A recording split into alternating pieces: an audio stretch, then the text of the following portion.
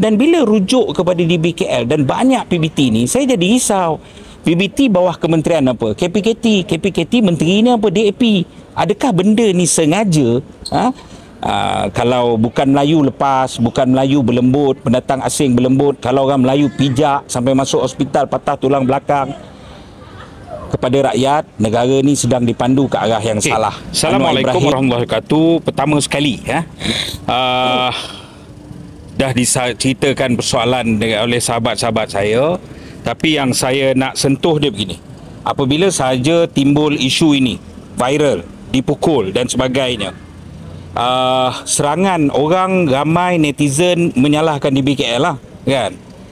Akhirnya yang panik ialah Saitro berbayar askar upahan UMDAP dan mereka telah membina naratif yang pertama. Semua orang jawab apa? Bahawa anak ini warga asing, Zaim ini warga asing. Dan saya pun pelik kenapa setiap kali benda jahat berlaku, UMDAP terpaksa bekerja keras untuk menjawab dan mereka fitnah. Dan ternyata hari ini dia bukan warga asing. Kemudian polis kan pula tiba-tiba tanpa jumpa mangsa, tanpa apa, keluar kenyataan bahawa Zaim ini bertindak balas, ganas, menggambarkan yang dia ni yang mula pukul, menghalang tugas penjawat awam kan. Ternyata daripada semua video, semua angle banyak yang disiarkan, benda itu tidak berlaku dan pengakuan keluarga mangsa juga tidak berlaku. Jadi bukan sekadar di BKL, maka polis pun kena minta maaf nampak gayanya dengan mangsa ini juga terlibat kan. Apabila mereka panik hari ini kan, setiausaha politik Perdana Menteri pun datang tadi bertembung dengan kami. Cuma kita kena beratur dekat jaga 12.30 setiausaha politik masuk terus. Dan selepas saja setiausaha politik masuk, kami dihalang masuk. Saya tak faham tu yang diterangkan oleh peguam tadi. Soal dia ialah Rafiq selaku pengamal undang-undang, peguam, dihubungi oleh keluarga mangsa. Akhirnya dia tak boleh jumpa klien. Kalau klien ni dia nak peguam, dia berada dalam lock-up, dalam penjara pun, dia kena dibenarkan masuk. Jadi bila tadi dah bincang, akhirnya matron ke sister yang dia tadi pula panggil, boleh tak saya jumpa mak saja. Dan mereka telah convince mak ini supaya jangan benarkan peguam jumpa. Apa sebenarnya apa yang nak disuruhkan kan? Kan itu bila jadi benda ni wujud hero-hero kesiangan seperti Akmal Saleh kan. Hero kesiangan ni maksud apa? Malam membutuh sampai ke siang baru terjaga kan. Tiba-tiba nak jadi hero, tak ada masalah, kita ucap terima kasih hantar peguam ke apa ke. Tapi soal dia ialah, Akmal, kamu sembang kari apa? Tak, kalau betul saya nak bagi tahu kita buat carian ahli lembaga penasihat Bandaraya Kuala Lumpur, Dewan Bandaraya Kuala Lumpur. Antara dia ialah 2-3 orang ketua bahagian UMNO. Dalam tu pula ada orang PKR. Dalam tu juga ada Avlin Syauki yang baru ni terkait dengan skandal rasuah puluh juta kan. Ni jadi maknanya Akmal ni buat wayang apa ni?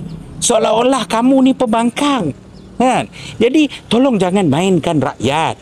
Hari ni kepada penguatkuasa, saya setuju tadi kan, mereka bertindak melampau, tapi saya nak ingatkan beginilah. Ini termasuk dalam cerita Pakcik Petai pun kan. Dia penguatkuasa ni, pelaksana ni, dia agensi kerajaan, dia akan ikut polisi. Dulu kita ada seorang di bawah Kerajaan Perikatan Nasional, baik Tan Sri Muhyiddin Yassin, baik Datuk Seri Ismail Sabri. Kita ada polisi prihatin rakyat. Ketika Tan Sri Anwar Musa jadi Menteri Wilayah, di BKL yang sama, penguatkuasa yang tukang pukul tu pun sama kan, undang-undang yang sama, tapi menteri cakap laksana undang-undang. Contohnya apa? Tak ada lesen. Jadi tak ada lesen, kena ambil tindakan. Jadi penguatkuasa, macam mana tindakan dia? Penguatkuasa kena turun ramai-ramai, paksa orang ambil lesen, pemudahkan lesen. Dan kita ingat lagi macam mana imej Tan Sri sendiri turun sampaikan dekat orang lesen penjaja. Tapi hari ini polisi kerajaan apa dia?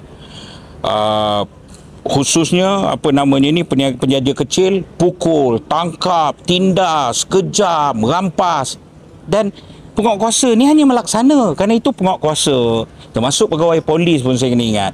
Kamu ni jangan jadi buta perut tak ada akal. 5 perut 3 serangkai, buta perut tak ada akal.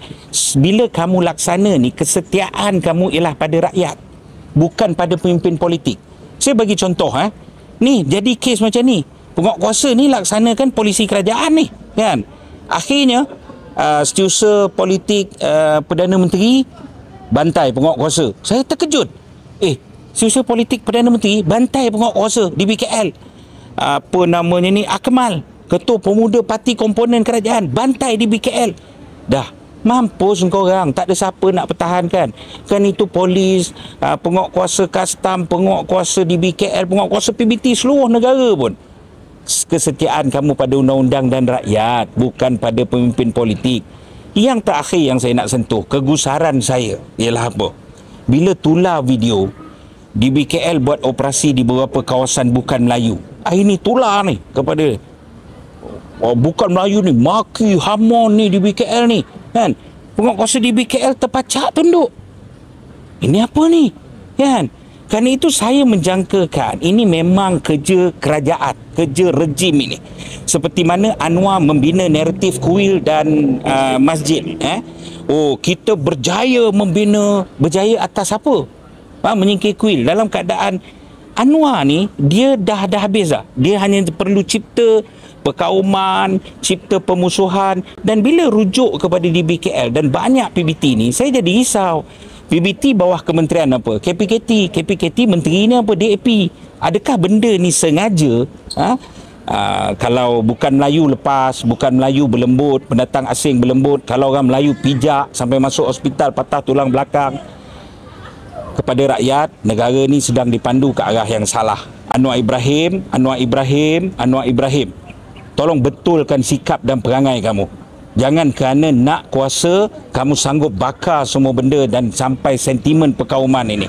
Jadi rakyat Malaysia kena bersatu hati. Tadi saya sampaikan salam kebetulan Tan Sri Muhyiddin bercakap dengan bapa dia, Abang Azlan, Bapa Zaim Abang Azlan. Panjanglah Tan Sri Muhyiddin bercakap tadi, dan dia minta saya sampaikan sedikit sumbangan, kan? Kita bersetuju daripada kos perubatan, kalau ada apa berbangkit kita akan hubungi. Kedua ialah saudara Rafiq menawarkan hikmat peguam, hikmat undang-undang yang dipanggil semalam, dia panggil, dan kita pun bersedia untuk membantu daripada segala segi, bukan semata-mata kerana Abang Belon, dia popular hashtag Abang Belon, tetapi kerana persoalan keadilan dalam negara ini.